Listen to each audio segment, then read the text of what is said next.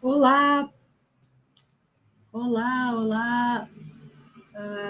Deixa eu só me ajeitar aqui. Boa tarde. Sejam todos bem-vindos à série de encontros Complexidade e Saberes em Diálogo. Eu sou Alessandra dos Santos, uma das coordenadoras, junto com o professor Renato Figueiredo. Primeiramente, gostaria de fazer a minha autodescrição. Eu me declaro parda, tenho os traços indígenas, uso óculos com armação da cor vinho. Meus cabelos são pretos, na altura dos ombros. Estou usando um colar feito de cascas e sementes da Amazônia, de cor marrom e preta. Estou vestindo uma camisa de manga preta, uma calça preta e estou com os pés descalços.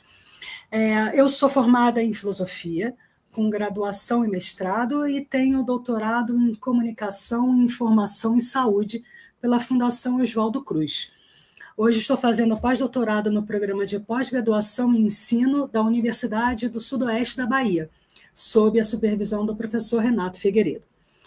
A série de encontros Complexidade e Saberes em Diálogo tem como foco dialogar com pesquisadores, conhecer suas experiências de pesquisa e explorar a relação de seus trabalhos com as possibilidades de divulgação e popularização da ciência no contexto educacional, investigando nesse processo as contribuições da teoria do pensamento complexo de Edgar Morin e de correntes epistemológicas convergentes, como a transdisciplinaridade e a ecologia de saberes. O projeto é voltado para professores e professoras da educação básica, bem como estudantes, docentes e demais professores do ensino superior. Busca-se contemplar sujeitos envolvidos diretamente com práticas pedagógicas, formação docente e processos educativos em diferentes níveis de ensino. No encontro de hoje, da série Complexidades e Saberes em Diálogo, recebemos o professor Itamar Pereira de Aguiar. Ele é professor aposentado da Universidade Estadual do Sudoeste da Bahia, possui graduação e licenciatura em Filosofia pela Universidade Federal da Bahia, mestrado em Ciências Sociais pela Pontifícia Universidade Católica de São Paulo, doutorado em Ciências Sociais pela Pontifícia Universidade Católica de São Paulo também, e pós-doutorado pela Unesp, Campus Marília. Ele atua nas áreas de filosofia e antropologia, e principalmente nos temas filosofia, imagem, imaginário, educação, cinema, religião e cultura de resistência. Então, é um grande prazer recebê-los aqui. Eu vou chamar, primeiramente, o professor Renato Figueiredo, que é o nosso coordenador. Boa tarde, professor. Boa tarde, boa tarde. Está me ouvindo bem, Alessandra? Sim, está tudo bem por aqui. Pronto, então pronto. E vou também chamar aqui para o palco o professor Itamar. Olá, professor. Olá, Alessandra, boa tarde, Renato. Boa tarde. É um prazer estar aqui hoje, nessa tarde, para conversar com vocês sobre o que eu elegi como tema das minhas pesquisas e dos meus trabalhos, que são as religiões afro-brasileiras. Tá bom? Tá e ótimo. Fico feliz e agradeço o convite. Ok. Professor Renato, você tem alguma coisa para dizer, para perguntar logo de início? Não tenho para perguntar. Eu gostaria, se fosse possível, Alessandra, falar rapidamente aí para interessado a quem está vendo aí as nossas transmissões, mas principalmente ao meu amigo, professor Itamar. Eu queria dizer o seguinte, eu estou fazendo 30 anos de universidade, né? Como você já sabe, o professor Itamar fez mais tempo de universidade do que eu antes de se aposentar. Mas, nesse tempo todo de universidade, por algum motivo que eu não sei dizer muito bem, a gente faz muito colegas na universidade. A gente conhece muita gente, conhece gente de dentro da universidade, conhece gente de fora, mas por um motivo que eu não sei bem, mas a gente faz poucos amigos na universidade. A gente tem poucas pessoas com quem a gente possa conversar, trocar conversa, e amigos, mesmo que a gente não tenha mesmo que não trabalhe com a mesma coisa, eu encontrei em Itamar um amigo, uma pessoa com quem eu pude partilhar, especialmente quando cheguei na universidade, as minhas angústias em relação ao mundo acadêmico. E Itamar me acolheu de forma muito afetuosa. Depois, quando ele soube que eu estava estudando a teoria do pensamento complexo, depois, quando Cécia veio aqui, também Itamar foi extremamente generoso. Então, assim, eu fico muito feliz, viu, Itamar, de hoje, com você aposentado, tá podendo fazer assim, tá podendo chamar você para uma discussão que, enquanto a gente estava na universidade, eu nunca fiz essa discussão, nunca procurei. Então, assim, através de Alessandra, que também foi um presente para a gente está realizando aí uma conversa, né, sobre um assunto que eu sei que você é uma tremenda autoridade, né, nesses assuntos das religiões de matriz africana, como você adora isso e você é uma autoridade. E eu acho que vai ser um tema que se encaixa bem no propósito, né, da busca da Alessandra aqui, de conhecer um pouco mais sobre as possibilidades para a divulgação científica e até um outro olhar do que seria essa divulgação científica. Então, eu queria dizer, Itamar, finalmente, que eu estou muito honrado e muito feliz de estar contando com a sua presença nessa segunda sessão aí das nossas conversas, tá certo? Ok, Renato, muito obrigado pelos elogios. Eu não sei se mereço tanto, mas eu agradeço. Eu sei que a sua fala é uma fala verdadeira e de coração, porque já nos conhecemos muito bem. Obrigado aí. De nada, Itamar, que isso. Bom, então, professores, eu vou me retirar. Eu e o professor Renato, nos retirar e vamos deixar a palavra ao professor Itamar. Bom, boa tarde às pessoas que estão participando deste evento, né? Eu devo falar, antes de tudo, da minha alegria, da minha satisfação de ter sido convidado ontem por Alessandra para participar hoje deste bate-papo sobre um assunto que eu, digamos assim, dediquei toda a minha vida acadêmica a pesquisar, a discutir, a observar, a escrever e a falar sobre estas questões. Meu nome é Itamar Pereira de Aguiar, na realidade, eu nasci na Chapada Diamantina, numa cidadezinha chamada Iraquara.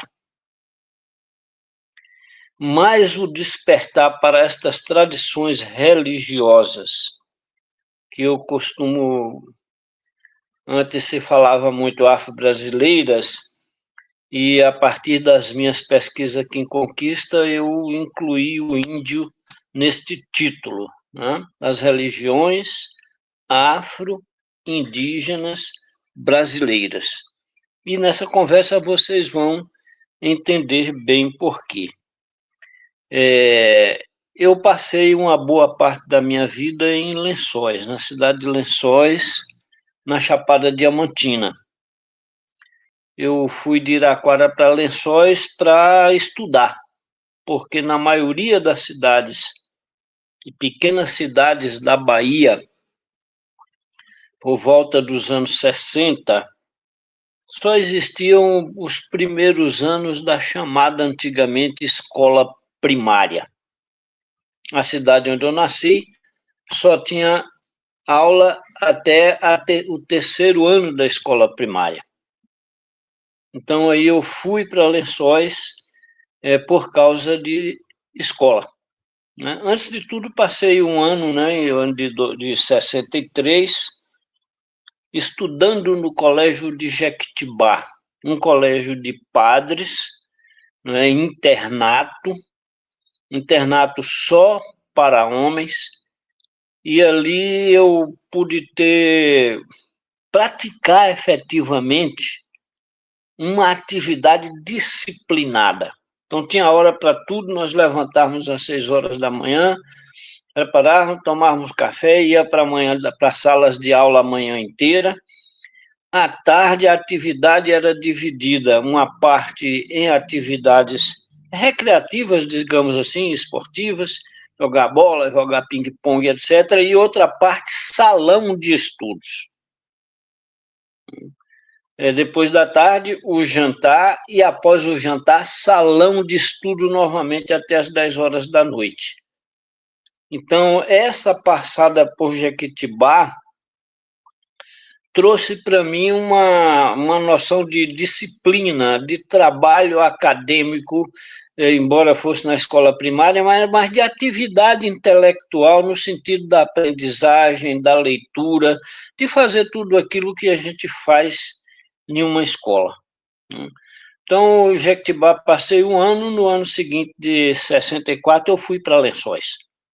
Então, em Lençóis, eu concluí a escola primária, fiz admissão ao ginásio, que era uma espécie de vestibular para entrar na escola ainda fundamental, né, de hoje, na época, escola primária, né, na quinto ano da escola primária, a gente fazia admissão ao ginásio. 4 anos de ginásio e depois mais 3 anos de escola normal. Tudo isso em Lençóis. Então, quando eu terminei a escola normal, fazendo um curso de formação de professores para atuar na escola fundamental, antigamente seria na escola primária. Então, eu fiz um curso de licenciatura com atividade principalmente voltada para a área da pedagogia, de muita teoria pedagógica, não é, de tudo que dizia respeito à formação de um professor para atuar, né, na época na escola primária. E isso era fornecido por uma escola que se chamava na época Escola Normal. Então eu estudei na Escola Normal de Lençóis, onde me formei como professor para atuar na escola primária. Terminando o ano, eu terminei a escola normal, desculpem, no mês de dezembro. No mês de março, eu já estava nomeado como diretor do colégio onde eu estudei. Era um colégio público, municipal, com muitas dificuldades, principalmente financeira, para funcionar. Então, para vocês terem uma ideia, a maior parte dos professores que trabalhavam no ginásio, na Escola Normal de Lençóis, uma boa parte tinha 2 anos de salários atrasados, porque a prefeitura não tinha recurso para manter. Então, aí, segundo o prefeito, as pessoas estavam dizendo que o colégio só funcionaria adequado e normalmente se eu fosse nomeado diretor do colégio. Então, pressionaram e tal, eu terminei assumindo essa tarefa, informando a todos que eu iria, mas na condição de que eu estava saindo para Salvador para fazer universidade. Então, que eu entenderia que aceitaria dirigir o colégio se permitissem eu formar uma comissão minha, um grupo de pessoas escolhidas por mim, e que eu pudesse estudar em Salvador até na quinta-feira, e na quinta-feira vir para Lençóis e trabalhar na sexta, no sábado e no domingo. Então, essa combinação foi aceita e foi feita. Eu fiz vestibular e fui estudar filosofia na Universidade Federal da Bahia. Fazer o curso de licenciatura, como ela disse, na Universidade Federal da Bahia. Mas eu estou contando essa história toda e me referindo a Lençóis para dizer como é que surge o meu interesse e que depois veio a constituir em objeto das minhas pesquisas as tradições religiosas afro-brasileiras. Lá em Lençóis, nesse período que eu estive por lá, principalmente no mês de setembro, como nós estamos hoje, eu digo no texto de introdução da minha dissertação de doutorado, de mestrado, que eu vi pela primeira vez uma pessoa entrar em transe em uma festa de Jaré, no mês de setembro, uma festa para Cosme e Damião. E dizendo que neste período na cidade, os atabaques de pau cavado ecoavam dos 4 cantos da cidade. Então, para nós jovens, funcionava como uma espécie de diversão. Vai ter uma festa de Jaré hoje na casa de seu Domingo, vai ter uma festa de Jaré na casa de Pedro Laura. E aí nós íamos assistir às festas de Jaré. O que é o Jaré? Né? Depois de todo este processo, eu fui assistente da pesquisa de doutorado do professor Ronaldo de Sales Sena, professor filho de Lençóis, professor da Universidade Federal da Bahia e depois também professor da Universidade Estadual de Feira de Santana. Então, Ronaldo é efetivamente o primeiro pesquisador das tradições religiosas afro-indígenas brasileiras na Chapada Diamantina, podia dizer nas Lavras Diamantina e mais especificamente em Lençóis, chamadas de Jaré. Então, nós percebemos neste período por que surgiam essas tradições afro-brasileiras em Lençóis com muita força, com muita presença, né? Que envolvia a sociedade, a cidade praticamente todas. Então, nas nossas curiosidades, nós fomos trabalhar e discutir e ver que Lençóis, 70% da sua população, mais ou menos, era constituída de negros. Negros que foram levados para trabalhar nos garimpos e passaram, desde 1845 para cá, né, e passaram a constituir um modo de vida específico, uma cultura específica, vicejantes, principalmente nas cidades de Mucugê, Andaraí e Lençóis. Eu vivi, pesquisei e estudei Lençóis, esses fenômenos na cidade de Lençóis. Tá. Então, o Jaré é uma tradição religiosa afro-brasileira de origem banto, que o Jaré acresceu posteriormente elementos de tradição iorubana, acrescentando ao seu panteão, ao conjunto de entidades, ou os orixás, podemos dizer, ou alguns orixás, né? Principalmente Ogum e Xangô. Então, lá em Lençóis, eu tive a oportunidade de vivenciar esta realidade e de atuar como assistente do trabalho de pesquisa para o doutorado do professor Ronaldo de Sales Sena, na USP. Ronaldo fez doutorado na USP pesquisando os jarés em Lençóis. Então, a partir daí, o meu contato e o meu conhecimento sobre este fenômeno religioso se ampliou muito, muito. Na minha estada em Salvador, eu terminei me encontrando, né, com a minha esposa. Eu devo dizer para vocês que neste período aí, até o início dos anos 70, tinha muito poucas cidades do interior da Bahia tinham universidade. Nós tínhamos aí, as universidades todas eram em Salvador, mas nós tínhamos aí uma faculdade de agronomia em Cruz das Almas, da Universidade Federal da Bahia.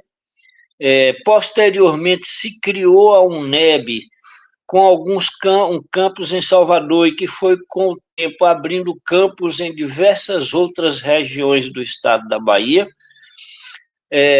A Universidade de Feira de Santana e a UESB, não é, que se constitui aí a partir dos anos 70, não é, Então, para a maior parte dos estudantes ou dos jovens das pequenas cidades da Bahia, e aqueles que a família tinha alguma condição, se deslocava para estudar em Salvador. Foi o meu caso e o caso da minha esposa aqui de Conquista e eu do lado de Lençóis. Então, nós nos encontramos em Salvador, fazendo cursos na Universidade Federal da Bahia. Então, depois que concluímos o curso e nos casamos, nós passamos mais um ano na Chapada.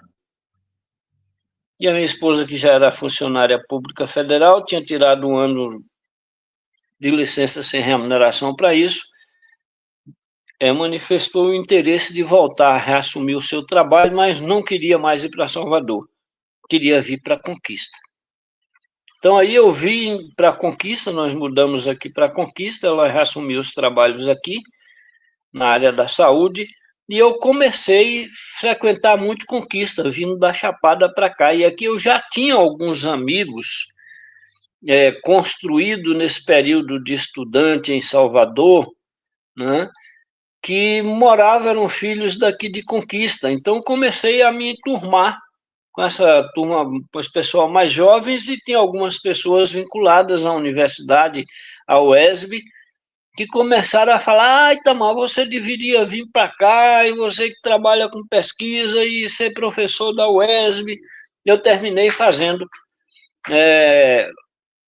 o concurso, na época não era propriamente como um concurso público hoje, mas fazendo uma seleção com uma banca que envolveu 3 professores da universidade, a professora Albertina, a professora Elzi e o professor José Raimundo Fontes. Foram os componentes da banca que me selecionaram para ser professor da universidade. Nessa época falava já de Universidade do Sudoeste, mas a rigor ela não era efetivamente ainda uma universidade. Ela tinha alguns cursos e que era chamado de Universidade do Sudoeste. Então, eu vim para aí para atuar como professor desta área de filosofia, porque um professor de filosofia tinha ido embora e a escola estava precisando de um professor para suprir essa necessidade, porque a disciplina, principalmente chamada Introdução à Filosofia, estava presente no currículo de praticamente todos os cursos da UESB existentes na época. Então, eu fui para a universidade, logo em seguida, o pessoal me destinou para mim ter que cuidar era uma espécie de colegiado de departamento, né, do curso de Estudos Sociais. Então, digamos assim, eu fui coordenador do curso de Estudos Sociais. Então, dessa coordenação no curso de Estudos Sociais e as discussões com os outros professores, nós terminamos extinguindo o curso de Estudos Sociais, criando os cursos de História e Geografia e o Departamento de Filosofia e Ciências Humanas, o DFCH. Tá, então, a partir dessas atividades junto ao UESB, junto ao DFCH, que eu fui fazer o meu mestrado na PUC em São Paulo, que teria realizado um convênio com a UESB. Mas, nesse período também, eu costumava ouvir que Conquista era uma cidade que não tinha negros, que não tinha tradições religiosas afro-brasileiras. E aí, no final dos anos 80, eu fui convidado para ser secretário do Desenvolvimento Social da Prefeitura de Conquista, na gestão do prefeito Murilo Mármores. Então, estava sobre a responsabilidade desta secretaria desenvolvimento das atividades culturais, como, por exemplo, administrar o micareta da cidade. Então, nesse período, eu administrei 3 das primeiras micaretas de Conquista, e se transformou numa festa muito importante de repercussão nacional. Então, organizando a festa do micareta, ou micareta, começou a aparecer o pessoal de terreiro, né? Escola de samba, afoxé e etc., que era constituída por pessoas de alguns terreiros de candomblé daqui. Então, aí eu tive certeza que Conquista tinha casas de religiões afro-brasileiras, ou que eu digo hoje, afro-indígena brasileira. Então, passei a ter contato com pais de santo, com filhos de santo e etc., e aí me interessei em ver essa questão. Quando eu fui ver de perto essas coisas, eu terminei selecionando esta atividade, ou escolhendo essa atividade como tema da minha dissertação de mestrado, que fui fazer na PUC, sobre a orientação da professora Josildete Gomes Consorte, uma das grandes pesquisadoras e estudiosas dessas tradições religiosas afro-brasileiras, reconhecida no Brasil e no mundo inteiro. Né? Então, eu tive a felicidade, a alegria, poderíamos dizer até a sorte, de ter sido orientando da professora Josildete Gomes Consorte. Então, aí, o tema do meu mestrado e o título terminou se transformando no título da dissertação: As religiões afro-brasileiras em Vitória da Conquista, caminhos da diversidade. Por que esse caminho da diversidade? Porque eu fui ver os tipos de tradição afro-brasileira dito pelos próprios praticantes sobre a sua origem. Então, aqui diziam que tinham uns terreiros de tradição local que passaram a chamar de Umbanda a partir dos anos 70. E eu perguntei a várias pessoas, né, como é que se chamavam essas tradições em Conquista antes dos anos 60, que passou a ser chamada Umbanda. Aí chamava batuque, chamava candomblé, chamava santo de caboclo, chamava catiço. Então, tinha vários nomes, por exemplo, assim, o terreiro de Mãe Vitória de Petu é um terreiro de catiço. O terreiro de Zé Pequeno é batuque. Tá. E já tinha aqui um terreiro, que era o terreiro de Pai Jorge, que se dizia de candomblé queto. Tinha o terreiro de Mãe Merentina, que se dizia o candomblé queto Angola. Então, essa diversidade me levou a construir um mapa religioso da cidade. Então, eu fui a todas as ruas de todos os bairros da cidade, localizando os templos de todas as religiões e montei um mapa religioso da cidade. E aí veio a grande surpresa. Essa cidade que dizia que não tinha negros, que não tinha esses negócios dessas religiões afro-brasileiras, tinha mais templos das religiões afro-brasileiras do que a Igreja Católica. Tinha mais templos do que, na época, as igrejas batistas.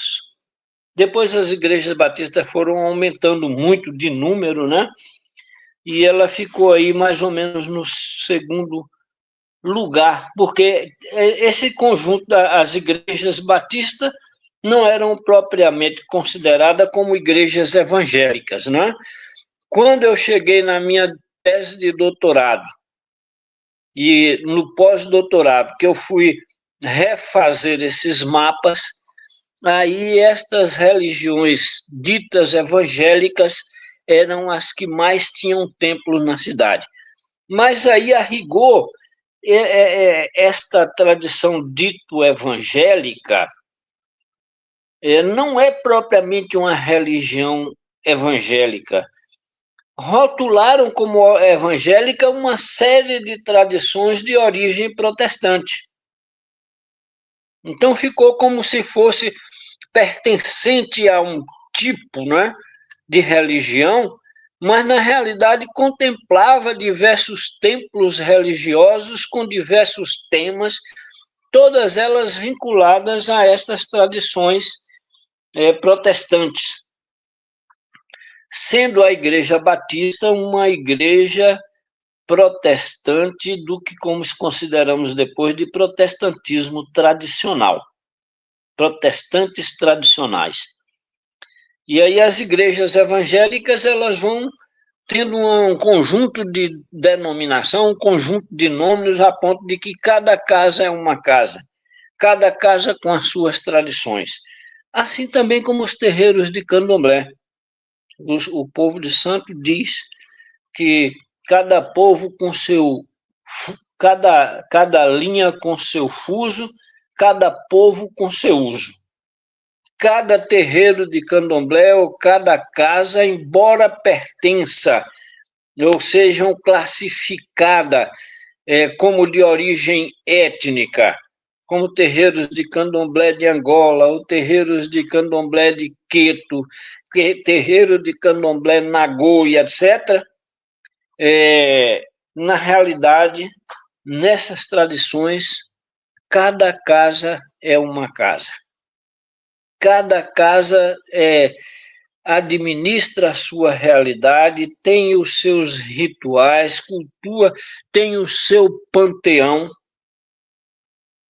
que apresenta especificidades e se constitui uma diversidade. Então, por isso que eu coloquei o título da minha dissertação, As Religiões Afro-Brasileiras em Vitória da Conquista, Caminhos da Diversidade. Então, eu fui tratando de como esta diversidade religiosa foi se constituindo em Vitória da Conquista. Esta aí é a nossa contribuição, não é? A uma tradição religiosa que aqui em Conquista vivia, digamos assim, escondida, silenciada. Ninguém falava nos assuntos. Tinha funcionário da universidade que era filha de mãe de santo nessa época dentro da universidade, mas não conversava sobre esse assunto com ninguém. As rádios da cidade, os jornais, os intelectuais, ninguém dava notícia desta área. Então, a partir do momento que eu tomei essa realidade como tema, comecei a pesquisar, comecei a falar, quando começamos a realizar eventos, inclusive dentro da universidade, levando filhos e pais de santo para dentro da universidade. E indo às festas nestas casas todas, eu acho que este movimento todo, não estou dizendo que isso é mérito meu, que é por causa de mim, ou por causa nenhuma, não. É por causa da própria natureza e da importância destes fenômenos ou dessas tradições religiosas para as populações das cidades brasileiras. Eu acho difícil, pelo conhecimento que já tenho hoje e as informações que tenho hoje, que exista alguma cidade aqui na Bahia que não tenha uma casa ou um centro de um tipo de religião afro-brasileira, mesmo que seja só uma. Mesmo que seja uma família que não se considera como templo, mas que quando chega dia 17 de setembro dá caruru. Distribui caruru, convida amigos, convida a população. E em muitos desses carurus, os atabaques tocam e as pessoas dançam e encantam e incorporam as suas entidades e entram em transe com as suas entidades. Percebem a importância disso? Então, quando eu e Ronaldo pesquisamos o jaré em Lençóis, nós chegamos a uma conclusão que o jaré era fruto da economia do diamante, que era atividade econômica praticamente única da cidade, do município. Então, o jaré, ele é uma construção secular do diálogo das relações entre as pessoas sobre a égide da economia do diamante. Isso lá nós descobrimos, né, foi revelado pelo próprio fenômeno. Então, quando eu fui estudar aqui em Conquista, depois dessa experiência de Lençóis, quando eu fui pesquisar os terreiros aqui, eu fiquei assim, qual era a economia predominante em Vitória da Conquista desde a sua origem. Então, eu fui chegar às informações que essa região, digamos assim, considerada como o Planalto da Conquista, para não falar de toda a região sudoeste, surgiu a partir da criação de gado, da pecuária extensiva própria da época. Então, Conquista surge da fazenda. Tudo aqui que acontecia nas fazendas. Por exemplo, a primeira igreja batista teve sua capela construída na fazenda Felícia de Tertuliano da Silva Guzmão. E mais adiante veio e se construiu o templo da igreja aqui na cidade. Aí tem uma série de especificidades de por que foi para lá, para a fazenda, e por que voltou para cá, e quais as repercussões dessa realidade aqui. A Igreja Batista teve as suas áreas doadas, né, pela família do coronel João Gonçalves da Costa, que foi o fundador desta região. Que, aproximando mais do nosso período, né, pegando assim do final do século XIX para cá, o coronel Gugé como grande liderança desta família. Então, João Gonçalves da Costa doou as terras da igreja. E fazendeiros católicos reuniram e construíram a primeira capela de Nossa Senhora das Vitórias, naquele lugar onde está hoje a Catedral de Nossa Senhora das Vitórias. E o povo de Santo, as famílias de vaqueiros, de pequenos proprietários, de comerciantes, de pequenos agricultores ou criadores de gado, construíram ou ressignificaram a figura do caboclo boiadeiro. Então, aí eu cheguei a escrever um texto, uma época, sobre esta questão, sobre o caboclo boiadeiro, e coloquei o título Caboclo Boiadeiro, o ser dos pastos sujos. E de onde é que eu fui tirar a inspiração para esse título? Conversando com o pai de santo, eu perguntei a ele quem era o caboclo boiadeiro. Ele disse: professor, o caboclo boiadeiro é o ser dos pastos sujos. Eu disse: e o que é os pastos sujos? Ele disse: ó, o senhor vê, tá aí a mata, né? A gente chega, abre uma clareira na mata, mete a foice, o machado, a enxada, bota tudo no chão. Vem a chuva, cai, aí brota um mundo de outras plantas e etc., e vira uma capoeira. Até mesmo o pasto que você planta, o capim para o gado, nasce ali junto uma série de outras plantas.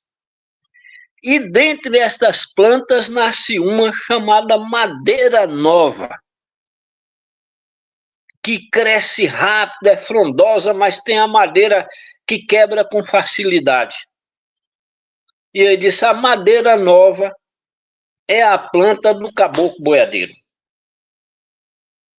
Então, o caboclo boiadeiro, os pastos sujos, ela vai surgir por esta característica ambiental ou ecossistêmica do lugar. Então, não é alguma coisa, uma invencionice qualquer de alguma pessoa muito criativa, isoladamente, não.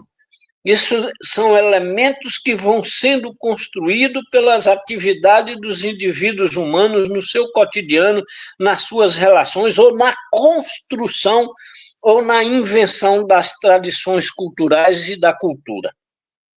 Então, aqui eu cheguei à conclusão que, assim como o diamante, assim como o jaré foi construído sobre a égide da economia do diamante, as tradições religiosas locais de Vitória da Conquista é fruto da economia da pecuária, da atividade da pecuária, da economia do boi. Então, aí eu cheguei a afirmar categoricamente que o boi é o mito fundador de Vitória da Conquista. A cultura do boi, a cultura da pecuária. Então, na sua dimensão, esta economia do boi, da pecuária, né, é o elemento fundamental, ou a economia que organiza a visão de mundo, que organiza as atividades cotidianas desta sociedade. Ou é expressão das atividades cotidianas dos indivíduos que aqui chegaram e aqui viveram. E, portanto, tem uma influência muito grande. Então, as casas tem aqui, exemplo da casa de Pai Celi. A entidade mais importante era o caboclo boiadeiro. Eu até chego a dizer que o caboclo boiadeiro tem status de orixá. É a entidade mais importante desses terreiros de tradição local. E aí fui perguntar também, porque essas tradições envolvem uma questão muito séria, que é os indivíduos se declararem como pertencente a mais de uma tradição religiosa, a mais de uma visão de mundo. Então, todas as pessoas, tanto lá em Lençóis, como aqui, que eu entrevistei e fiz esta pergunta, ele dizia assim, professor, qual é a sua religião? Professor, a nossa religião é o candomblé, mas nós também somos católicos. Sabe? Essa história da dupla pertença religiosa, que se transformou também em tema de pesquisa da professora Josildete Consorte, e nós chegamos a escrever artigo a quatro mãos sobre essa questão, sobre a questão da dupla pertença religiosa, que é o fato de todas as pessoas de candomblé na Bahia, ou deste universo do candomblé na Bahia, as pessoas declararem que também são católicas. Então, ocorre aí fenômenos antropologicamente qualificados ou classificados como dupla pertença religiosa ou sincretismo, correspondência simbólica. O que é a correspondência simbólica? Quando eu pergunto quem é o caboclo boiadeiro, ele diz, o caboclo boiadeiro é Bom Jesus da Lapa. Então, eles estabelecem relação dos orixás com entidades da Igreja Católica. Quem é Oxum? Oxum é Nossa Senhora, digamos, das Vitórias. Quem é o caboclo boiadeiro? O caboclo boiadeiro é Bom Jesus da Lapa. Então, todo o povo de candomblé, as pessoas vinculadas a esse mundo das religiões brasileiras, alguns têm necessidade, outros têm obrigação de ir à festa de Bom Jesus da Lapa no dia 6 de agosto. E esse dia 6 de agosto é considerado como o dia do caboclo boiadeiro. Como o dia de seu boiadeiro. Eu sou boiadeiro, eu vendo a boiada é mineira, que vem da Chapada. Esse é um canto dos terreiros de conquista, né? Tratando do boiadeiro, falando acerca do boiadeiro, né? Dizendo e cantando qual é a identidade de seu boiadeiro. Eu sou boiadeiro, eu vendo a boiada. Quer dizer, mas para além de se eu vendo, é porque é minha, é porque eu sou dono, é porque eu entendo desta realidade e vivencio essa realidade. Né? E ainda canta a ligação, né? Que vem da Chapada, que vem de Minas.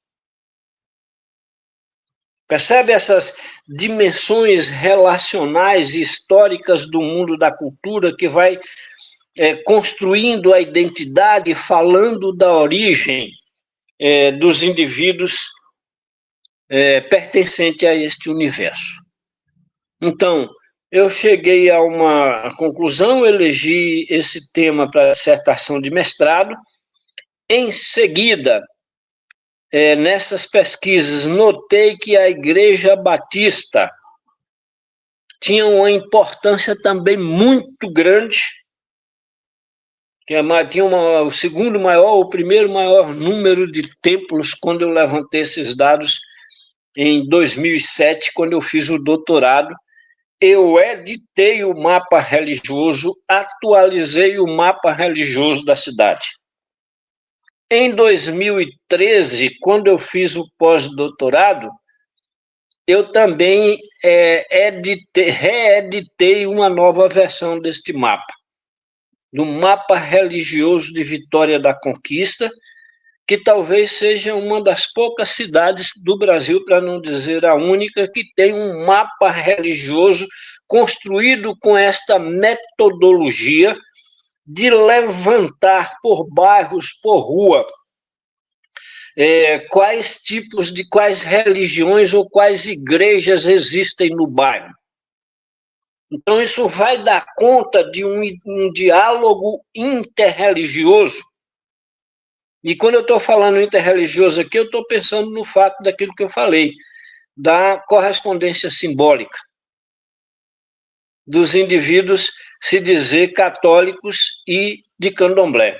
Mas também presenciei no início desses rituais que o pessoal rezava muitas rezas católicas no início das festas, nas aberturas das festas. Então, quer dizer, essa dimensão do sincretismo, às vezes usa o turíbio, como na igreja, para defumar a casa, e assim por diante. Então, esse sincretismo religioso diz de adotar elementos de uma tradição cultural por outra. E a correspondência simbólica de promover essa dimensão da identificação das entidades do candomblé, dos caboclos, dos orixás, das pombagiras e etc., com santos da Igreja Católica. Bom, eu acho que eu já conversei demais. Eu fico por aqui e me coloco à disposição de vocês para perguntas, para diálogos, para responder algumas questões, ou para ouvir também de vocês o que é que vocês conhecem, sabem ou entendem. Obrigada, professor. Pois não. Obrigada, professor Itamar. Obrigada pela sua fala. Vou chamar aqui a cena o professor Renato também, Para a gente finalizando aqui, né? Eu queria, professor Renato, você tem alguma pergunta? Não, talvez a gente pudesse ouvir de Itamar um pouco a respeito assim do que ele acha, de como é que ele vê essa temática que ele está discutindo em relação em relação às ciências tradicionais, né? A ciência tradicional, que leva muito pouco em conta essas outras formas de saber. Entende, Itamar? Porque dentro dessas matrizes religiosas existe muito saber dentro dessas matrizes religiosas. E eu, pelo menos, não vejo muito assim esses saberes chegarem, por exemplo, ao curso de formação de professores, que é onde a gente atua. Então, talvez seja importante um pouco ouvir você, bem rapidinho, porque nós temos o tempo, a respeito dessa questão desses outros saberes que, do meu ponto de vista, lamentavelmente, são muito poucos, são sequer comentados dentro de uma instituição de formação de professores. Então, eu acho que isso é uma temática legal, que eu sei que eu acho que isso a gente poderia falar, isso, pensando na formação de professores, Itamar, né, que isso chega muito pouco aos professores, por exemplo, a forma como esses ritos, como esses rituais, o significado disso, né, dessa religiosidade. Então, esses saberes chegam, na minha forma de ver, humildemente, eles chegam muito pouco a essa formação. Então, eu acho que isso enriqueceria muito a formação de professores, né? Em que medida, assim? Então, eu acho que você entende o que eu quero dizer? Eu acho que isso, o que você pode falar um pouquinho a respeito disso? Pois não, Renato, eu entendo muito bem, eu vivenciei isso. E coloquei disciplinas no currículo de alguns cursos que eu ajudei a criar, como o curso de cinema, o curso de filosofia. Eu incluí disciplinas, criei disciplinas para poder trazer esses assuntos para a ordem do dia dentro da universidade, porque antes, de fato, não se falava nem na cidade. Hoje, para vocês terem uma ideia, eu fico com a felicidade enorme e não assumo para mim essa importância como tendo sido coisa minha. Mas a partir do momento que essas questões foram para a ordem do dia, foram para discussões, foram para seminários, foram para rádios, foram para textos escritos e etc., os terreiros de candomblé de conquista hoje são cheios de jovens da universidade e de famílias antes consideradas tradicional e de classe média que não queria nem ouvir falar nessa história. Quer dizer, mas não queria ouvir, entre aspas, porque o que eu mais encontrei aqui eram pessoas que diziam horrores disso aí, de todas as outras tradições religiosas, indo procurar os pais de santo para fazer trabalho. Quando tinha problemas de família, quando tinha problemas econômicos, quando tinha problemas de saúde, ou quando as coisas não estavam dando certo na sua vida, sempre procurava alguém para ir a um terreiro às escondidas fazer trabalho. Então, não é... Como é que essa tradição, né, no primeiro levantamento que eu fiz, tinha 70 e tantos terreiros em Conquista. Na segunda tese já tinham virado 93. E não é fácil criar um terreiro e acabar um terreiro. Tem uma série de pré-requisitos. Para você ser um pai de santo, você tem que passar pelo menos 7 anos fazendo obrigação e de formação numa casa. E para daí saber se a sua formação, se as suas entidades, se os seus guias exige que abra casa. Manter uma casa de candomblé é algo extremamente difícil. trabalhoso e caro. Percebe? Então não é uma coisa muito simples assim, que diz assim, eu quero fazer e vou fazer. Não é coisa aleatória. Nós passamos 4 anos na universidade para fazer uma formação de um professor. No terreiro exige no mínimo 7 anos de obrigação. E os indivíduos ainda não se consideram formados, ainda vai ter ritual de 14 anos, ainda vai ter ritual de 21 anos. De atividade lá dentro. Então, que elementos é que trata lá? A comida, a produção da comida, a dança, a música, a relação com as outras pessoas. É a constituição de um modo de ser, de viver e de fazer que está por trás disso tudo. Não é algo aleatório, como ele diz assim, isso aí é coisa de gente pobre, esse povo ignorante. Sabe? A tradição é oral. Eles não têm preocupação nenhuma em saber ler e escrever o livro e estar mandando bilhete para ninguém, não. Não é? E depois a escrita não tem esse poder todo assim também, não. A escrita é um fenômeno que na história da humanidade já vai surgir bastante tardiamente. Não é? Quando você passa a sentir necessidade de escrever para quem está à distância. Talvez a escrita seja fruto do colonialismo. Desculpem, eu estou sendo muito ousado a falar isso, mas talvez a escrita seja produto do colonialismo. Quando o europeu sai de lá para cá e vem colonizar as Américas. Sim. Tem necessidade de mandar carta, né?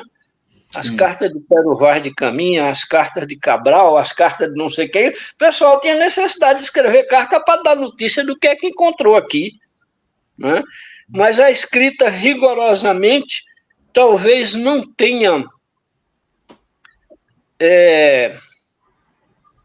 um poder maior de constituir cultura do que a tradição oral. Do boca em boca, falando na rua, na ponta da esquina, no bar, dentro da igreja, dentro de casa, em tudo quanto é canto. E cotidianamente. Nesse estabelecimento de relação cara a cara, corpo a corpo, olho no olho, que é como todas as sociedades se constituíram. Sim. É como todas as cidades pequenas foram se tornando grandes. É essa vivência cotidiana de um na relação com o outro e com os outros, que é o elemento essencial dessa questão. Então, quando abre essa cortina, que as pessoas começam a frequentar e ver o que é, não tem festa de candomblé que não seja completa. Sim. Tem comida, tem tudo. E comida muito bem feita e gostosa, porque, antes de tudo, as comidas são feitas para as entidades, para seu orixá. E como é que você vai fazer coisa mal feita para seu orixá? Então, o orixá come aquilo que o homem come. Mas qual é as características? O que é que identifica tal ou qual orixá? Aí você vai encontrar a comida, as cores, as vestimentas, e assim por diante. Os hábitos no cumprimentar, o temperamento da pessoa. Uns são mais calados, outros são mais expansivos e falastrões e etc. Então, essas questões todas vão compondo as identidades dos indivíduos. Tanto considerado pelo outro, como considerado por ele mesmo, como autoidentidade. Como é que eu auto me identifico? O que é que eu gosto de comer? O que é que eu gosto de fazer? Como é que eu gosto de viver? Que tipo de música é que eu gosto? Eu gosto de beber, de tomar uma cachaçinha ou não gosto? Então, isso tudo, você tem lá as entidades que comem e que bebem, tem outras entidades que não comem e não bebem. Mas se eu for atrás de seu Martim Pescador, comedor de água e conquistador, e, sabe, farrista e etc. Então, para todo modo de vida, você tem uma entidade representativa de. Então, um conjunto de características que constitui um arquétipo. Muito bem. Respondi, eu sou conversador demais, se eu deixar eu converso a vida toda. Muito bem, Itamar, muito bem. É muito interessante. Se pudesse, também ficaria aqui ouvindo horas, né? Mas, infelizmente, a gente tem que terminar a transmissão aqui.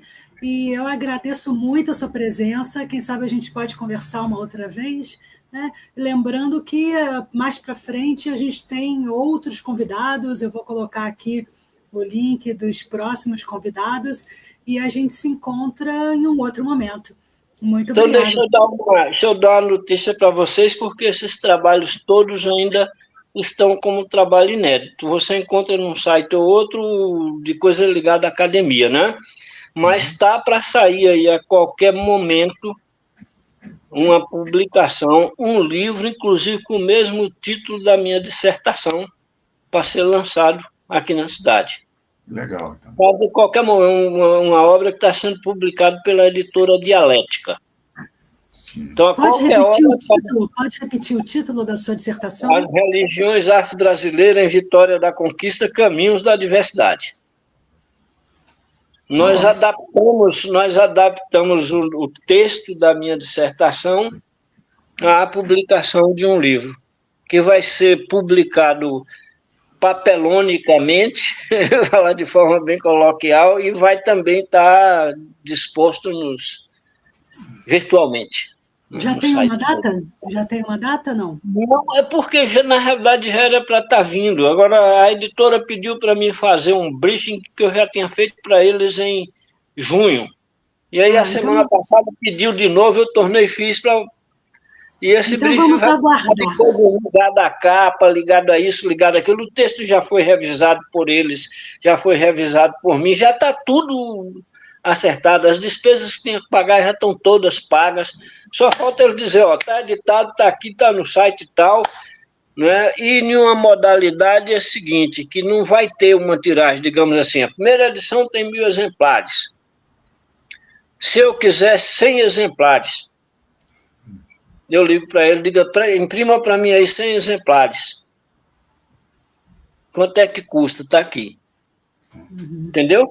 Então, as publicações no papel, elas vão ser de acordo com a necessidade. Eu vou lançar o livro em Conquista. Eu preciso que uma quantidade de exemplares. Então, manda aí 50 exemplares. Eles imprimem e mandam 50 exemplares. Certo. Okay. Sei lá, então, apresentou lá, teve 10 pessoas que queriam o livro, não tinha mais livro. A gente anota e manda pedir. Muito bem, muito bem. Oi, Itamar, eu queria agradecer muito a sua disponibilidade, viu? Foi uma honra que, mais uma vez, ouvir você. Sempre muito legal te ouvir. E, assim, você está sendo, na verdade, o nosso primeiro convidado do nosso projeto. Eu tenho certeza que o nosso projeto, você está enriquecendo demais o nosso projeto, meu e da Alessandra, né? Complexidade, saberes em diálogo. Então, você trouxe aí um saber que, do meu ponto de vista, ainda é pouco comentado dentro das universidades e da formação de professores também, tá certo? Então, muito obrigado pela sua participação, Itamar. Eu sei que você já está aposentado, está querendo descansar, mas aí está tirando uma tarde para conversar com a gente. Eu te fico muito feliz e é só você mesmo para fazer isso com a gente, viu? Obrigada, professor. Obrigado a vocês, eu agradeço a Alessandra e fico muito feliz de saber que ela está de parceria com o Renato, um amigo muito, muito, muito especial para mim também. Ele já falou sobre isso aí. Qualquer coisa eu estou à disposição de vocês para contribuir com o que for possível, se é que eu posso trazer alguma contribuição, né? Mas esse material ele vai, depois dessa edição do primeiro livro, nós vamos publicar a tese de doutorado, porque são questões que estão interligadas, entendeu? É continuidade de estudos. Então, muito obrigado, eu agradeço a vocês também por esta oportunidade, estou à disposição. E quero também agradecer às pessoas que estão por aí nos ouvindo por nos tolerarem. Obrigada, tchau, tchau. Obrigado, um abraço, tchau. Ficou ótimo, ficou ótimo. Terminando